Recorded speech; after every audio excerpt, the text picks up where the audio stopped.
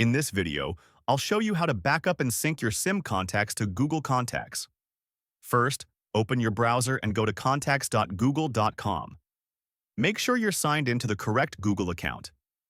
Next, take your iPhone and open Settings. Use the search bar and type Contacts. Tap the Contacts app in the results.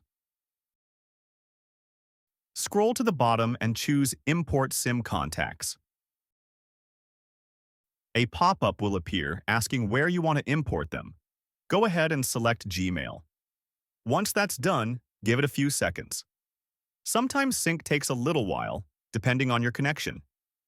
Go back to contacts.google.com on your browser and refresh the page. You should now see all your imported SIM contacts appear under your Google account. For extra safety, you can also export a backup or check your automatic sync settings. Google has a full guide you can review anytime at the support page linked below. And that's how to backup and sync your SIM contacts to Google Contacts.